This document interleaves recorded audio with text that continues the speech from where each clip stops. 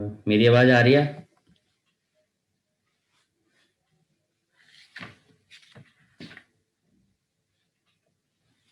रचित, Divyanshu. Yes sir, आ रही है। हाँ।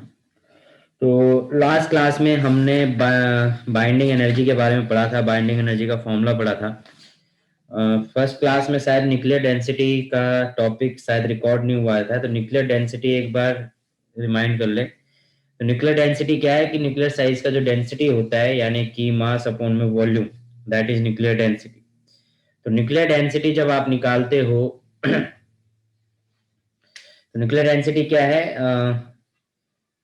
Nuclear density of nuclear matter is independent of the size of nucleus, यानी कि हम ये कह सकते हैं कि जब न्यूक्लियर डेंसिटी निकाल रहे हो, क्योंकि डेंसिटी की बात हो रही है, टॉपिक जो आपका न्यूक्लियर डेंसिटी है वो क्या है? मास अपॉन में वॉल्यूम। यहाँ पे जो मास लोगे वो m इंटू ए होगा, यानी पर न्यूक्लियन जो पूरा मास है उसका, मान लो कि एवरेज मास m है, तो उन सभी का टोटल मास निकालोगे तो टोटल मास क्या आएगा? m इंटू ए, क्योंकि a जो है वो मास नंबर है। और अपन में वॉल्यूम की बात करोगे तो वॉल्यूम क्या होगा? रेडियस का स्क्वायर। वॉल्यूम क्या हो जाएगा? 4/3 πr³ तो डेंसिटी इज इक्वल टू क्या हो जाएगा? मास अपॉन में वॉल्यूम। ठीक है, तो ये डेंसिटी हो जाता है। ठीक है, तो ये टॉपिक था, शायद फर्स्ट क्लास में नहीं रिकॉर्डिंग में हो पाया, तो ये मैंने बता दिया है। अब आ जाते हैं बाइंडिंग एनर्जी पे, जो हमने लास्ट क्लास में पढ़ा था। बाइंडिंग एनर्जी की डेरिवेशन करी थी और आई गेस एक न्यूमेरिकल भी हमने किया था। ठीक है, तो वो चीज है, एक दो न्यूमेरिकल और कर लेते हैं, एक और कर लेते हैं छोटा सा तो उससे थोड़ा आइडिया लग जाएगा। ठीक है, तो क्या कह रहा है कि calculate the binding energy per nucleon of A calcium nucleus. तो कैल्शियम न्यूक्लियस का आपको क्या करना है? बाइंडिंग एनर्जी कैलकुलेट करनी है। ठीक है, तो बाइंडिंग एनर्जी कैलकुलेट कर रहे हो तो कैसे करोगे? क्वेश्चन जो अकॉर्डिंग देखें, तो क्वेश्चन के अकॉर्डिंग हमें क्या है कि हमें दे रखा है कैल्शियम का निकालना है बाइंडिंग एनर्जी 2040। तो हमें जो गिवन है वो मास दे रखा है कैल्शियम 2040 का, वो कितना दे रखा है हमें? 13.962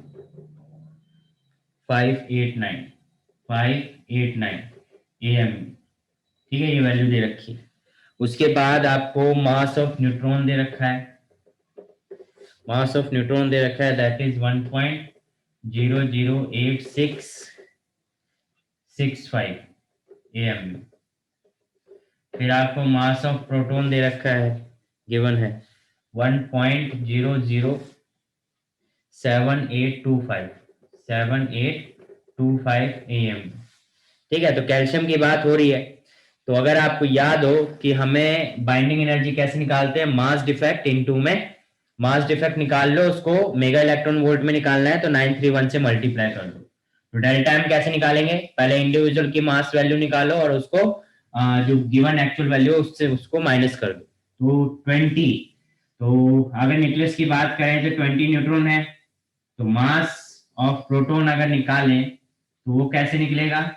वो निकलेगा mass of, total mass of proton जो निकलेगा वो हमारा निकलेगा कितना?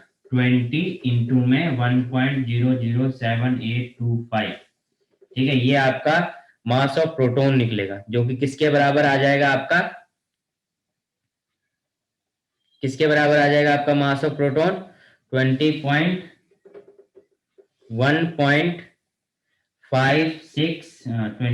होगा ना, 20.1565 AM।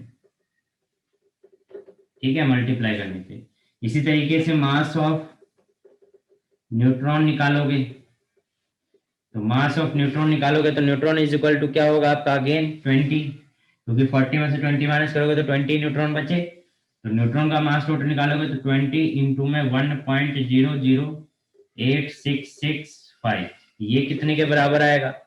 ये आपका आएगा न्यूट्रॉन का, कितना आ जाएगा ये? 20.1733 AMU। ठीक है, अब इसको ऐड करो, ऐड करोगे तो आपको मास कितना मिला, आपको मास मिल गया 20.1565 और 20.1733। ऐड करो 8 9 12 3 4 0। ठीक है, ये मिला। अब मास डिफेक्ट निकालना है तो मास डिफेक्ट कैसे निकालोगे, 40.30329 माइनस जो एक्चुअल वैल्यू दे रखी है 30 पॉइंट। देखो 40 कितने का फर्क आ गया, 10 का फर्क आ गया। 30 दे रखा है, 39 दे रखा है, 39 है ये, 30 नहीं है, सर 39 है। 39 है। तो 39.962589। ठीक है, ये है। इसको अगर आप माइनस करोगे तो माइनस करने पे आपको मिलेगा 0.367211। ठीक है, AM। ये आपको मिल गया मास डिफेक्ट डेल्टा M। अब आपको एनर्जी, बाइंडिंग एनर्जी निकालनी है तो बाइंडिंग एनर्जी कैसे निकलेगी, 0.367211 को 931 से मल्टीप्लाई कर दोगे, आपका मेगा इलेक्ट्रॉन वोल्ट में ये आंसर आ जाएगा। ठीक है, मेगा इलेक्ट्रॉन वोल्ट में क्या आ जाएगा, आंसर आ जाएगा, जो कि आएगा 341, अप्रोक्सीमेटली 341.87 मेगा इलेक्ट्रॉन वोल्ट। ये बाइंडिंग एनर्जी आ गई। पर आपसे पूछा है बाइंडिंग एनर्जी पर न्यूक्लियन, तो बाइंडिंग एनर्जी पर न्यूक्लियन अगर निकालना होता है, बाइंडिंग एनर्जी पर न्यूक्लियन अगर निकालना होता है तो आपको बाइंडिंग एनर्जी को उसके मास नंबर से डिवाइड करना होता है। इसका मतलब 341.87 को 40 से डिवाइड करोगे तब आपको बाइंडिंग एनर्जी पर न्यूक्लियन मिलेगा, और वो कितना मिलेगा, 8.547 मेगा इलेक्ट्रॉन वोल्ट। तो इस तरीके से बाइंडिंग एनर्जी को कैलकुलेट करना है, और ये वैल्यूज आपको इस तरीके से गिवन होंगे और इनका यूज करते हुए आपको कैलकुलेशन करनी है। ठीक है, तो ये था आपका बाइंडिंग एनर्जी। क्लियर है बात यहां तक, दिव्यांशु और रचित? Yes sir. अब आ जाते हैं हम नेक्स्ट टॉपिक पे, that is binding energy curve. Topic डालिए, बाइंडिंग एनर्जी कर्व। ये आप एनसीईआरटी में भी देख सकते हैं बाइंडिंग एनर्जी कर्व। तो जो बाइंडिंग एनर्जी है, यानी बाइंडिंग एनर्जी पर न्यूक्लियन, हम इसे पर न्यूक्लियन कहेंगे, बाइंडिंग एनर्जी पर जो कर्व है, ये बेसिकली आपको शो कर रहा है कि अगर हम किसी एटम का बाइंडिंग एनर्जी पर न्यूक्लियन निकालें मास नंबर के साथ साथ, तो वो कैसे वेरी कर रहा है छोटे न्यूक्लियाई से लेकर बड़े न्यूक्लियाई तक। ठीक है, किस तरीके से वेरी कर रहा है वो चीज यहाँ पे हम देखेंगे। तो बाइंडिंग एनर्जी कर्व बेसिकली एक कर्व है जो कि बाइंडिंग एनर्जी वेरिएशंस को शो कर रहा है। ठीक है, इसकी इंपॉर्टेंस को पढ़ना है क्योंकि एग्जाम में इसके ऊपर क्वेश्चन बन जाता है। तो इसको मैं रब कर रहा हूं।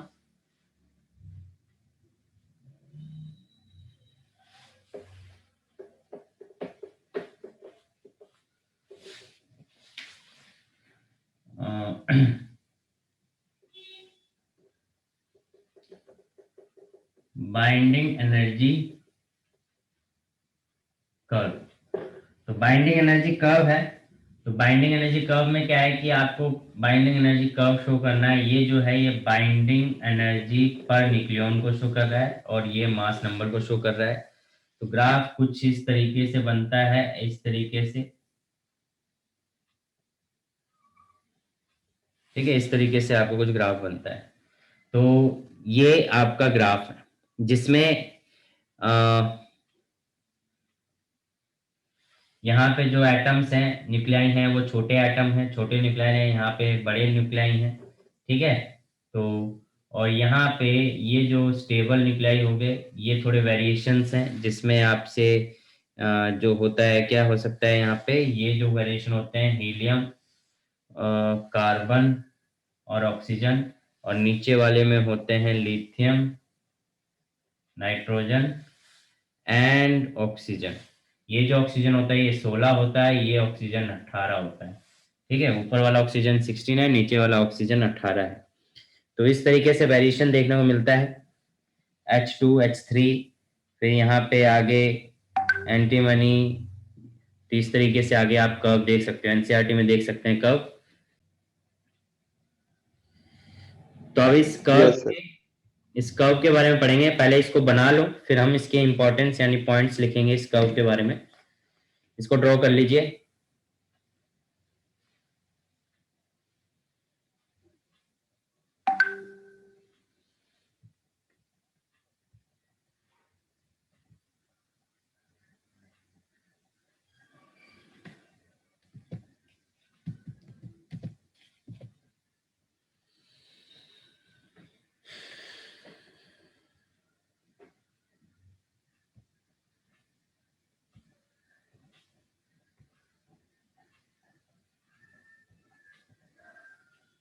कर लिया ड्रॉ?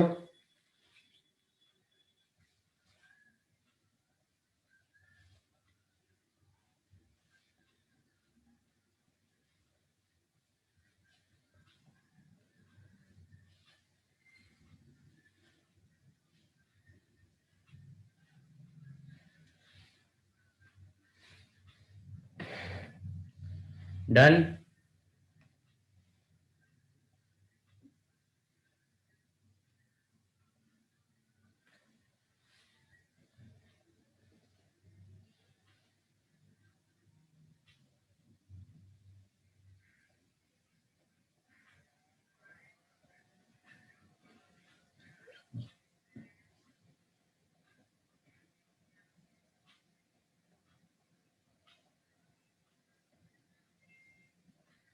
रचित,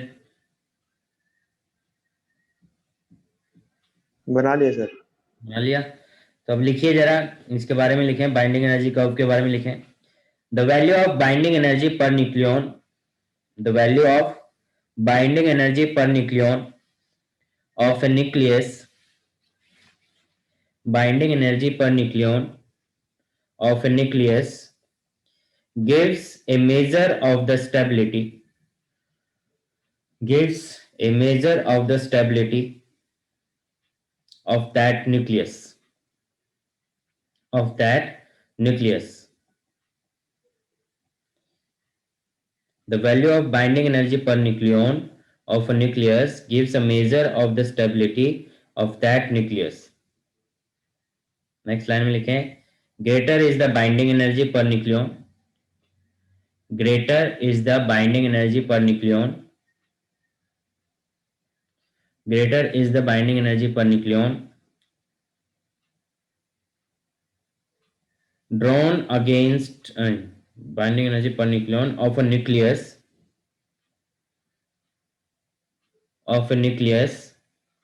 more stable is the nucleus, more stable is the nucleus.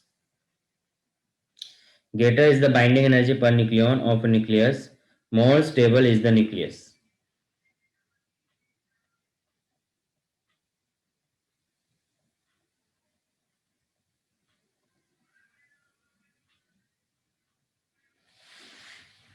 More stable is the nucleus. इसका मतलब है कि जो बाइंडिंग एनर्जी पर न्यूक्लियन है किसी भी एटम का, वो हमें ये बताता है कि कोई भी एटम कितना स्टेबल है, कितना स्टेट मतलब उसमें से रेडिएशन नहीं निकल रही, वो स्टेबल है। तो उस चीज को binding energy per nucleon show कर रहा है। अगर जिसका बाइंडिंग एनर्जी पर न्यूक्लियन ज्यादा होगा उसका स्टेबिलिटी ज्यादा होगा, जिसका बाइंडिंग एनर्जी पर न्यूक्लियन कम होगा उसकी स्टेबिलिटी कम होगी। ठीक है, तो अब जो हम बाइंडिंग एनर्जी हमने जो पढ़ी है इसके ऊपर कुछ कंक्लूजन है, कुछ चीजें हैं जो हम नोटिस करते हैं,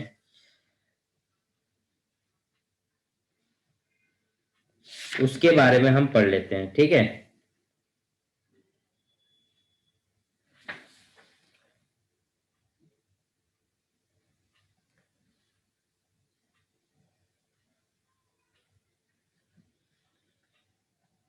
लिखो, पहला पॉइंट लिखो।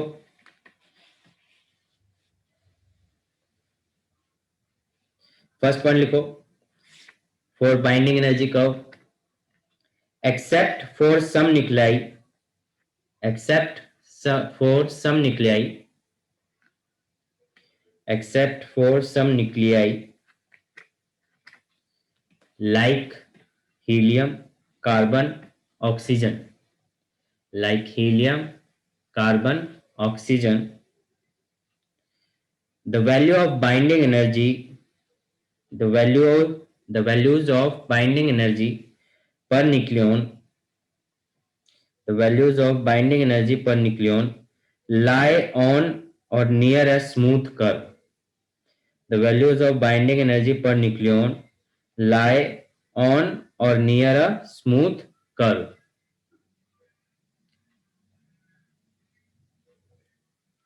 The values of binding energy per nucleon lie on or near a smooth curve. यानी आप देख सकते हो कि जो हीलियम है, कार्बन है, ऑक्सीजन है, ये जो लाइक एटम है, न्यूक्लियाई है, ये क्या है, आप देख रहे हो स्मूथ कर्व पे नहीं है, अप डाउन ज्यादा है।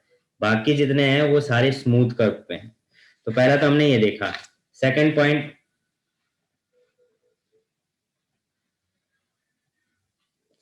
लिखें, the binding energy per nucleon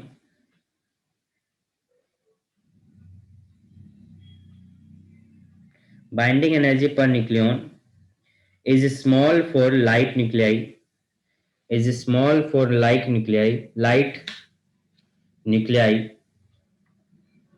sir light क्या है? Light light binding energy per nucleon is small for light, हल्का, light nuclei like H11, H12, H13।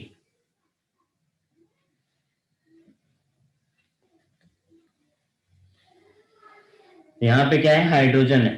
तो ये जो आप देख रहे हो जो यहाँ पे स्मॉल न्यूक्लियाई है, क्योंकि मास नंबर छोटा है इनका, तो मास नंबर छोटा है तो इनका जो बाइंडिंग एनर्जी पर न्यूक्लियन है वो भी कम है। ठीक है, हाइड्रोजन 11, 12, 13 के लिए जो बाइंडिंग एनर्जी पर न्यूक्लियन है वो बहुत कम है। ठीक है,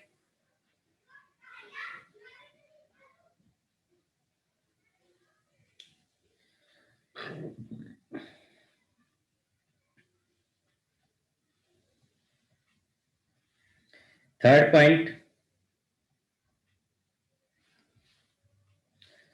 पॉइंट लिखें, in the mass number range 2 to 20, in the mass number range 2 to 20, in the mass number range 2 to 20, there are well defined maxima and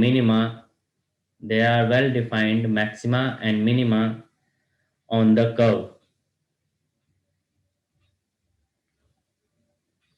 यानी कि एटॉमिक नंबर 2 से लेकर 20 तक के बीच में आपको मैक्सिमा मिनिमम दिखेगा। मैक्सिमम में कौन कौन है, हीलियम है, कार्बन है, ऑक्सीजन 16 है। मिनिमम में कौन है, लिथियम है, नाइट्रोजन है, ऑक्सीजन 18 है। तो 2 से 20 के लिए वेल डिफाइंड मिनिमा और मैक्सिमा बने हुए हैं कर्व पे। ठीक है, next point,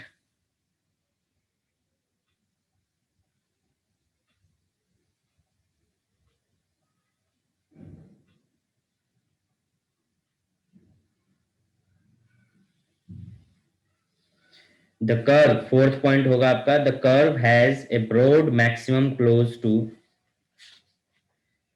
a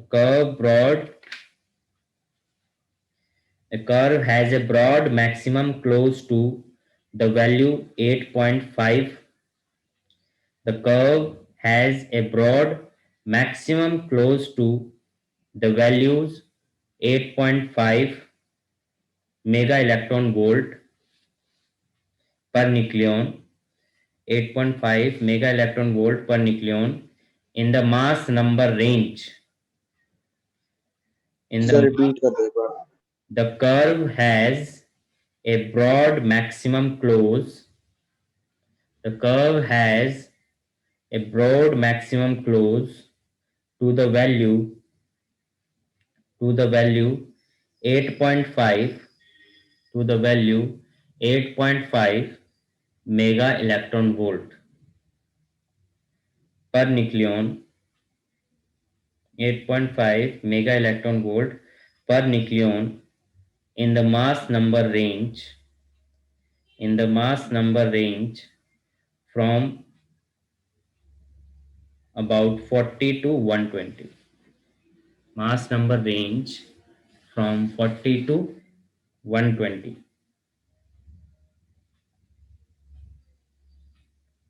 It has peak value of 8.8 mega electron volt. इसी में कंटिन्यू करेंगे. It has peak value of 8.8 mega electron volt per nucleon. It has a peak value of 8.8 mega electron volt per nucleon for iron.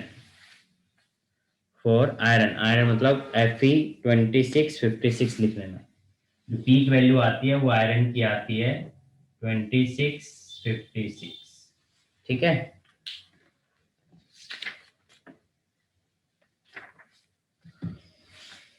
तो इस fourth point का मतलब क्या है. ये कह रहा है कि जो कर्व है उसका मैक्सिमम ब्रॉडली जो रेंज है, जो ये वाला कर्व है, ये 8.5 के आसपास ही है. मतलब ना उससे ज्यादा दूर है ना उससे ज्यादा पास है.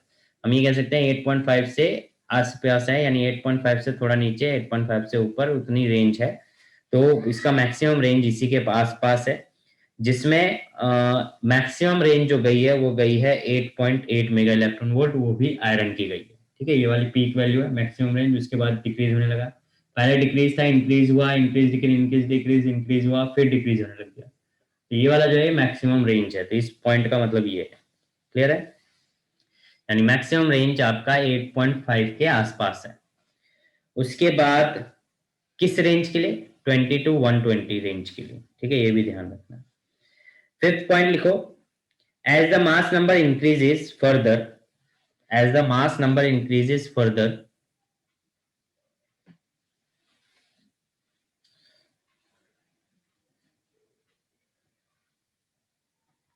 as the mass number increases further, the binding energy per nucleon shows a the binding energy per nucleon shows a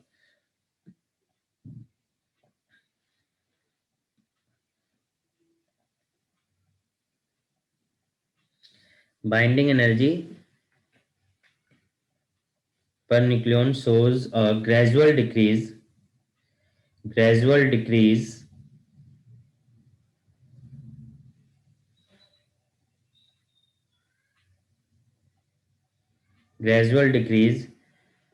and drops to 7.6 mega electron volt per nucleon for uranium U92 और 238. ये U92 238.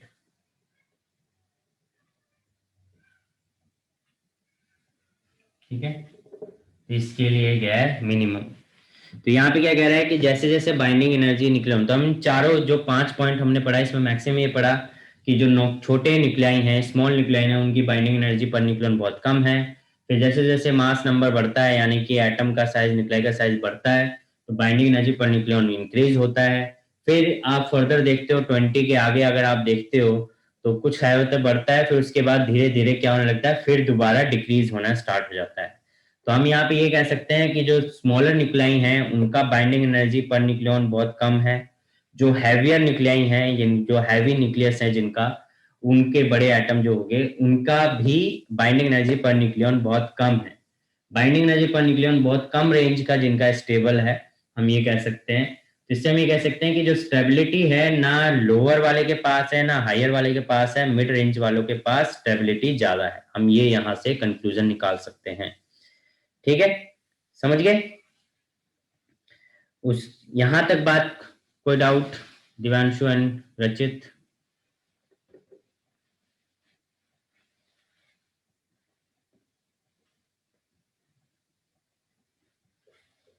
Divanshu clear है? Yes sir, आ गया sir. Yes sir. उसके बाद आगे continue करते हैं. फिर importance of binding energy curve. ये लिखिए, टॉपिक डालिए, importance of binding energy curve. Binding energy curve की इंपॉर्टेंस.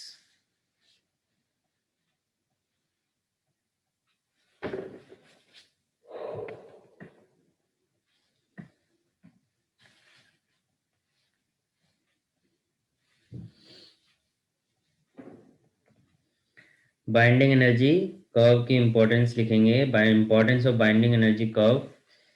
द बाइंडिंग, इसमें कंटिन्यू करेंगे।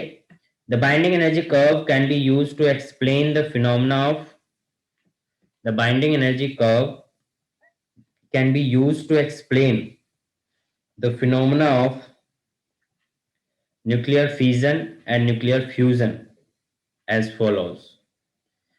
The binding energy curve can be used to explain the phenomena of nuclear fission and nuclear fusion. अब fusion और fission में difference आपको पता होना चाहिए, 10th में भी पढ़ा है। फ्यूजन का मतलब होता है बड़े न्यूक्लियाई का, एक न्यूक्लियाई का दो न्यूक्लियाई में टूटकर यानी ब्रेक होना, सेपरेट होना, फ्यूजन। ठीक है। फिजन का मतलब क्या है?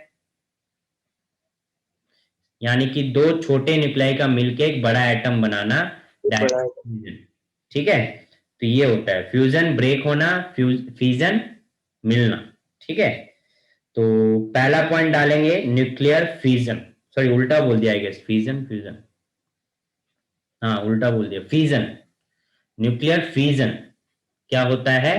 ब्रेक होना। और न्यूक्लियर फ्यूजन होता है ऐड होना यानी जुड़ना, फ्यूज होना, मतलब उल्टा बोल दिया, फ्यूज होना मतलब फ्यूजन, यानी दो छोटे न्यूक्लियाई का आपस में जुड़कर एक नया बड़ा nuclei banana, that is fusion, nuclear fusion. और फिजन का हो गया कि एक बड़ा न्यूक्लियाई टूट के दो छोटे न्यूक्लियाई में बन रहा है, that is fission, nuclear fission. ठीक है। सो पहला लिखेंगे न्यूक्लियर फिजन, फर्स्ट लिखो न्यूक्लियर फिजन।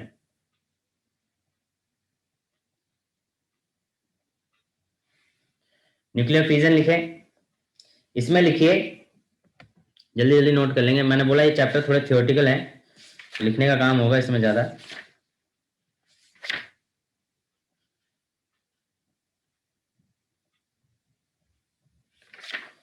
डीके लो, अल्फा लो, पता नहीं है चैप्टर अच्छा क्या इसमें।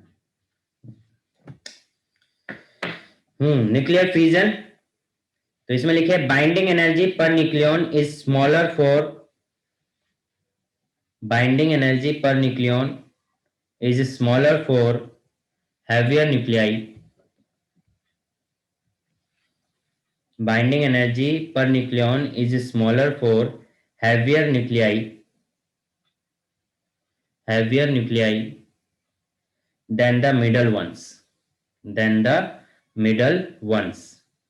It means binding energy per nucleon is smaller for heavier nuclei than the middle ones. It means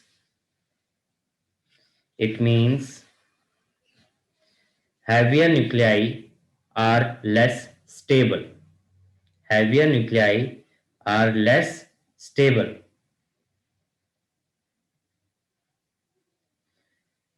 heavier nuclei are less stable, जो अभी मैंने बात बताया कि जो बाइंडिंग एनर्जी पर न्यूक्लियन जो हैवियर न्यूक्लियाई हैं उनका बहुत कम है, इसका मतलब जो हैवी न्यूक्लियाई होते हैं वो लेस स्टेबल होते हैं।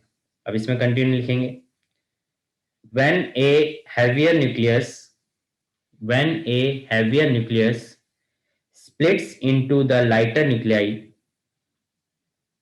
when a heavier nucleus splits into the lighter nuclei,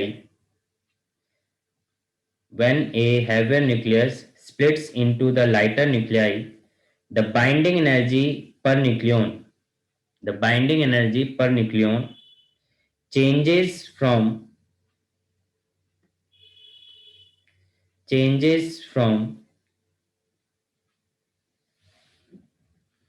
changes from about 7.6 mega electron volt, about 7.6 mega electron volt to 8.4 mega electron volt, to 8.4 mega electron volt।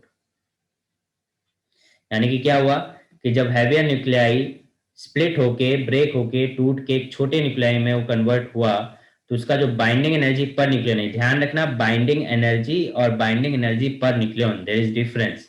Binding energy में हम सिर्फ energy की बात कर रहे हैं, बाइंडिंग एनर्जी पर न्यूक्लियन की बात कर रहे हैं कि एक न्यूक्लियन पे यानी कि एक प्रोटॉन या एक न्यूट्रॉन पे कितनी बाइंडिंग एनर्जी है। जब हम बाइंडिंग एनर्जी की बात करते हो तो आप टोटल की बात करते हो कि पूरे न्यूक्लियस पे क्या बाइंडिंग एनर्जी है। पर जब हम बाइंडिंग एनर्जी पर न्यूक्लियन की बात करते हैं तो उसका मतलब होता है कि एक प्रोटॉन या एक न्यूट्रॉन पे क्या बाइंडिंग एनर्जी है, that means binding energy per nucleon. तो जब एक हैवियर न्यूक्लियस ब्रेक हो रहा है, स्प्लिट हो रहा है, टूट रहा है, दो छोटे या उससे दो या दो से ज्यादा में टूट हो रहा है, ब्रेक हो रहा है, तो ऐसे में उसका बाइंडिंग एनर्जी पर न्यूक्लियन की वैल्यू इंक्रीज हो रही है।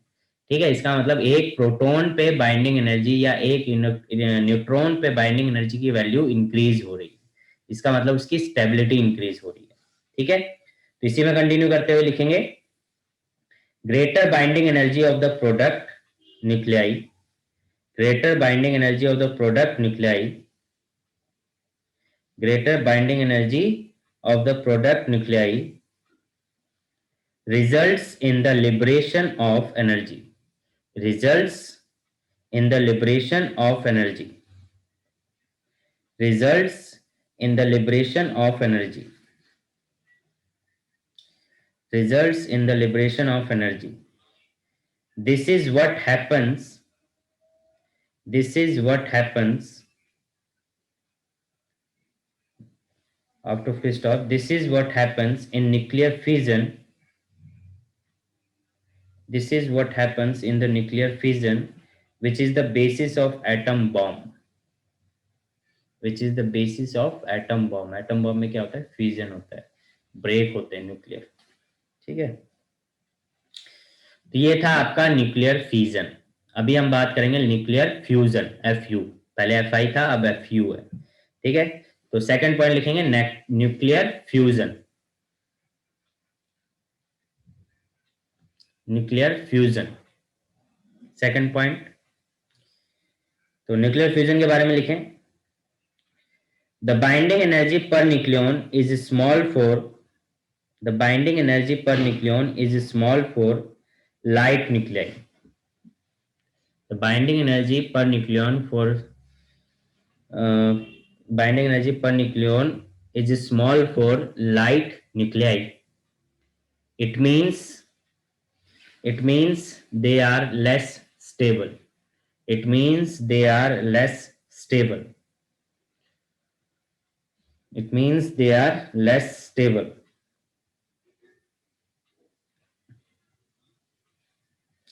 So when two light nuclei, so when two light nuclei combine to form, so when two light nuclei combine to form a heavier nucleus, so when two light nuclei combine to form a heavier nucleus, the higher binding energy per nucleon, the higher binding energy per nucleon, the higher binding energy per nucleon of the later result, of the later results in the release of energy.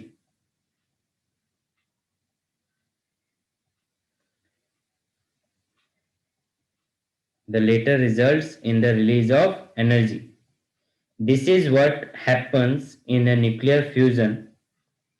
This is what happens in a nuclear fusion, which is the basis, which is the basis of the hydrogen bomb, which is the basis of the hydrogen bomb.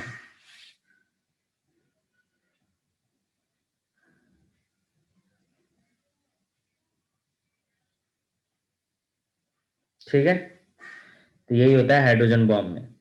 तो क्या होता है कि जो छोटे nuclei हैं वो आपस में जुड़ के अपनी बाइंडिंग एनर्जी पर न्यूक्लियन, यानी एक प्रोटॉन और एक न्यूट्रॉन पे जो एनर्जी की वैल्यू है उसको इंक्रीज कर लेते हैं, जिसकी वजह से उनमें स्टेबिलिटी आ जाती है और इसी तरीके से फ्यूजन होता है और एनर्जी रिलीज होती है। जब फ्यूजन हो रहा है तब भी एनर्जी रिलीज हो रही है, जब फ्यूजन हो रहा है तब भी एनर्जी रिलीज हो रही है।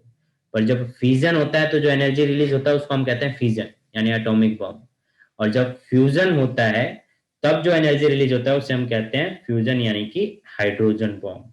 ठीक है, तो ये डिफरेंस है न्यूक्लियर फ्यूजन में और न्यूक्लियर फ्यूजन में। बाइंडिंग एनर्जी कर्व के बेस पे इसको एक्सप्लेन किया है। एग्जाम में 5 मार्क्स के क्वेश्चन में ये आ जाता है, explain binding energy curve, explain nuclear fusion and fission on the basis of binding energy curve, draw a binding energy curve। तो ये डायरेक्ट क्वेश्चन उठ के आ सकता है जिसमें यही बातें आपको लिखनी होंगी। ठीक है, क्लियर बात, यहां तक कोई डाउट? दिव्यांशु एंड रचित?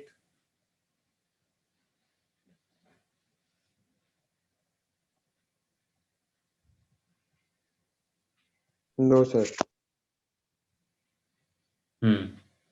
ठीक है, तो ये बात आप लोगों को समझ में आ गई, binding energy curve, binding energy curve and nucleus, nuclear fusion, nuclear fission. Next topic जो है हमारा वो है रेडियो एक्टिविटी। ठीक है, next topic is radio activity.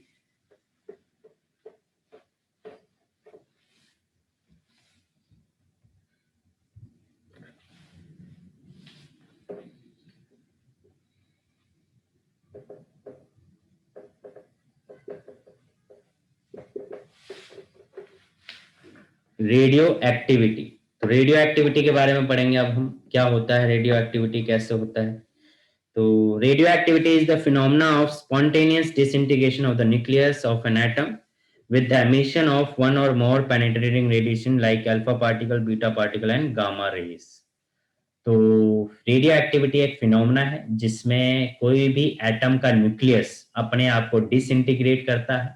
Disintegrate, integrate का मतलब आप जानते हैं जोड़ना, और डिसइंटीग्रेट का मतलब क्या हो गया, तोड़ना। यानी कि किसी भी एटम का न्यूक्लियस अपने आप को जब तोड़ता है, ब्रेक करता है अपने आप bye releasing alpha particle, beta particle और गामा रेस, तो उस फिनोमेना को हम क्या कह दे रहे हैं, रेडियो एक्टिविटी। ठीक है, तो डेफिनेशन लिखेंगे, radioactivity is the phenomena of spontaneous disintegration। Radioactivity is the phenomena of spontaneous disintegration of the nucleus। Radioactivity is the phenomena of spontaneous disintegration of the nucleus, disintegration of the nucleus of an atom with the तो definition लिखवा रहा था मैं। Radioactivity, the radioactivity is the phenomena of spontaneous disintegration of the nucleus of an atom, of the nucleus of an atom with the emission of one or more penetrating radiations, with one or more penetrating radiations like alpha particle, beta particle and gamma rays।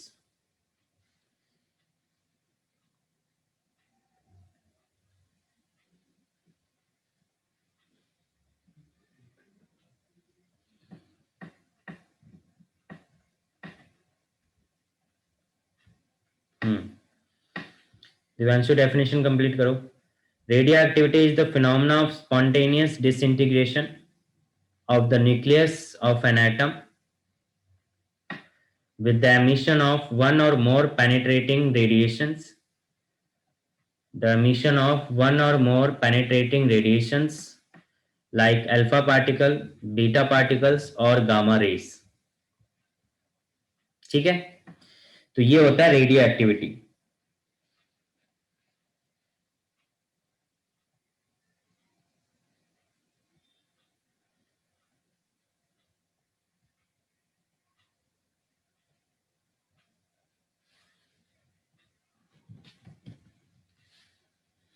Examples लिख सकते हो radio active substance के, examples of radio active elements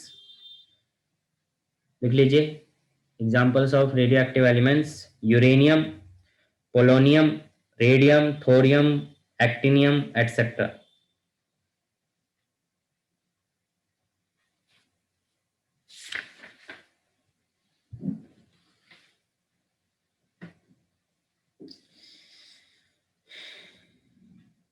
ठीक है, अब कुछ मान लो कि इसको डिफरेंशिएट कैसे करेंगे alpha beta and gamma radiations को, क्योंकि जो रेडियो एक्टिव एलिमेंट है उसी में से ये निकल रही है। तो मान लो कि आपका ये दो प्लेट्स हैं, ठीक है, तो दो प्लेट्स में ये पॉजिटिव है, ठीक है, क्या हो गया, ये पॉजिटिव है, सॉरी, या इधर नेगेटिव रख लो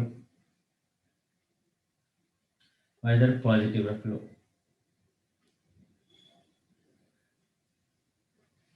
ठीक है। तो जो नेगेटिव की तरफ अट्रैक्ट होगा वो होगा अल्फा पार्टिकल, जो पॉजिटिव की तरफ अट्रैक्ट होगा वो होगा बीटा पार्टिकल, और जो बिना किसी डेविएशन के सीधा निकल जाएगा वो हो जाएगा गामा रेडिएशन, ठीक है। गामा क्या है, रेडिएशन है, कोई चार्ज नहीं है। अल्फा के ऊपर पॉजिटिव चार्ज है तो नेगेटिव की तरफ अट्रैक्ट हो रहा है, बीटा के ऊपर नेगेटिव चार्ज है क्योंकि इलेक्ट्रॉन है तो वो पॉजिटिव की तरफ अट्रैक्ट हो रहा है, ठीक है, क्लियर है। तो ये हो गया, ये डायग्राम आप बना सकते हो अल्फा बीटा और गामा को डिफरेंशिएट करने के लिए।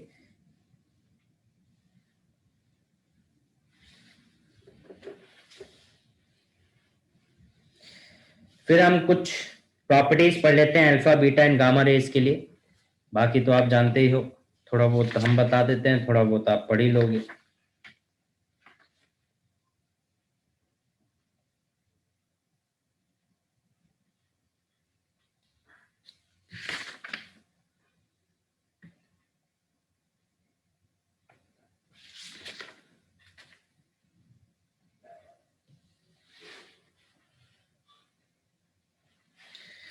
ओके, तो लिखिए सबसे पहले properties of alpha particle, properties of alpha particle या alpha rays, properties of alpha raise,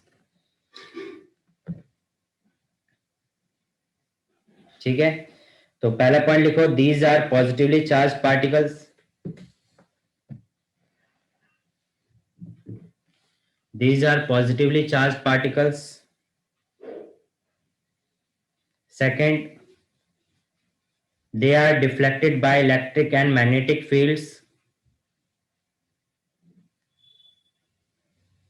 they are deflected by electric and magnetic fields. Third,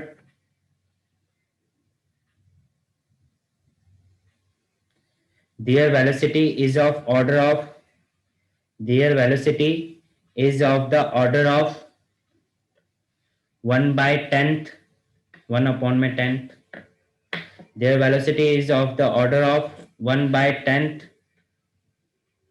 1 by 1 upon में 10th of the velocity of light, यानी velocity of light का 1/10 होता है इनकी speed. They are easily absorbed by matter,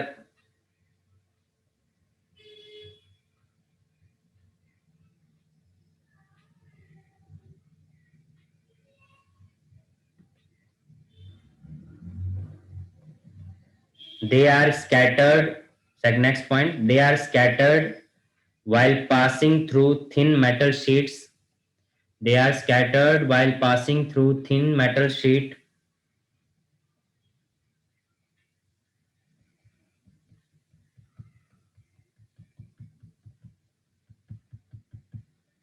next ये हो गया आपका अल्फा पार्टिकल के प्रॉपर्टीज। नेक्स्ट लिखिए प्रॉपर्टीज ऑफ बीटा रेज,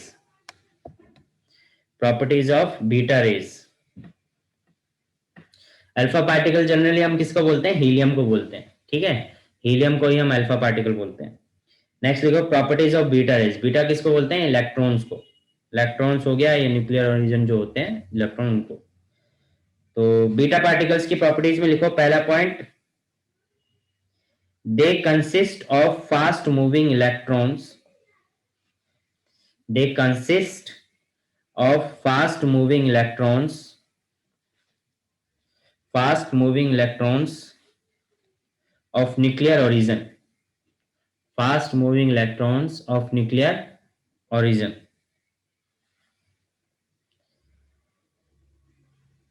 ठीक है, फास्ट मूविंग इलेक्ट्रॉन्स होते हैं। सेकंड लिखो they are deflected by electric and magnetic fields,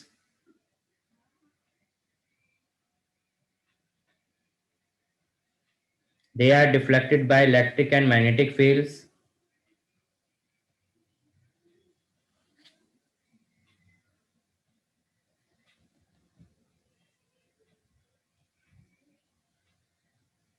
ठीक है, they are emitted with a range of velocities, they are emitted with a range of velocities, मतलब कि कोई फिक्स नहीं है, अलग अलग रेंज, अलग अलग वेलोसिटीज हो सकती हैं। तो they are emitted with range of velocities,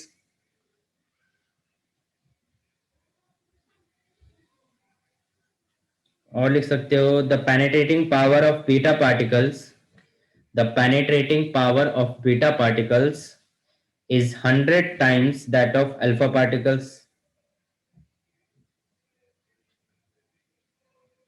The penetrating power of beta particles is 100 times that of alpha particles. हमने अभी अल्फा पार्टिकल की प्रॉपर्टी लिखा कि मैटर से एब्जॉर्ब कर लेते हैं, यानी अल्फा पार्टिकल जो है वो एब्जॉर्ब कर लिया जाता है, वो पेनिट्रेट नहीं कर पाता। तो बीटा पार्टिकल पेनिट्रेट कर सकता है, पर उसकी भी एक रेंज है। 5 mm थिकनेस की अगर कोई मेटल शीट होगी तो उसमें फिर वो एब्जॉर्ब हो जाएगा, वो पेनिट्रेट नहीं कर पाएगा। ठीक है, एल्यूमिनियम फॉयल की अगर आप 5 मिलीमीटर की अगर एल्यूमिनियम फॉयल की थिकनेस रखो तो बीटा पार्टिकल एब्जॉर्ब कर लिए जाएंगे।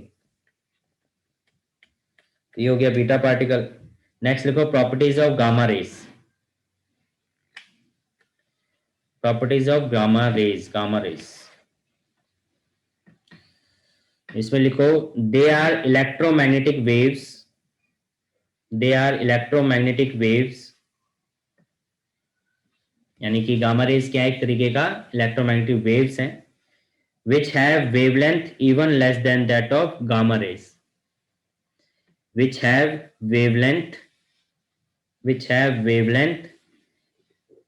even less than that of X-rays, which have wavelength even less than that of X-rays.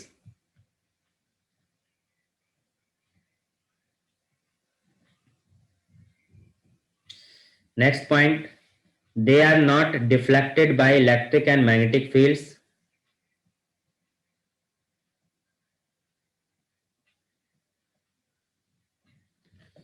They are not deflected by electric and magnetic fields. They travel with the speed of light.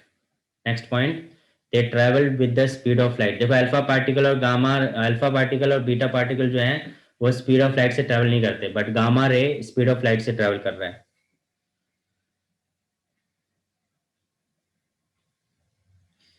देखो next point लिखो their penetrating power is about, their penetrating power is about 10,000 times that of alpha rays. Their penetrating powers is about 10,000 times that of alpha rays.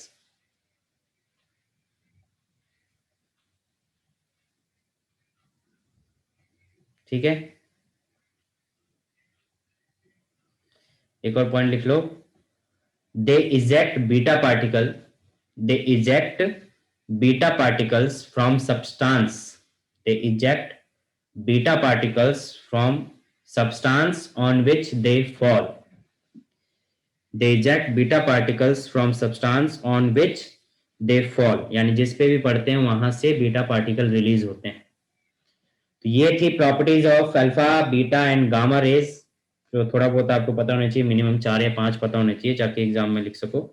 होने के तो 10-15 भी हो सकते हैं, पर मेन 4 मैंने लिखवा दिए आपको। ठीक है, तो ये था। उसके बाद हमें जो पढ़ना है वो क्या पढ़ना है, रेडियो एक्टिव डिके लो, हाफ लाइफ, फिर ये activity, alpha beta gamma decay, और chapter finish I guess. Nuclear fusion और फ्यूजन भी पढ़ना है, न्यूक्लियर रिएक्टर तो आता नहीं है। चैप्टर फिनिश उसके बाद। तो आज के लिए हम इतना ही करते हैं, बाकी हम नेक्स्ट क्लास में पढ़ेंगे। अभी आपको कोई डाउट है तो पूछ सकते हो। कोई डाउट है? दिव्यांशु, रचित? नहीं? तो मिलते हैं फिर नेक्स्ट क्लास में। Till then bye bye.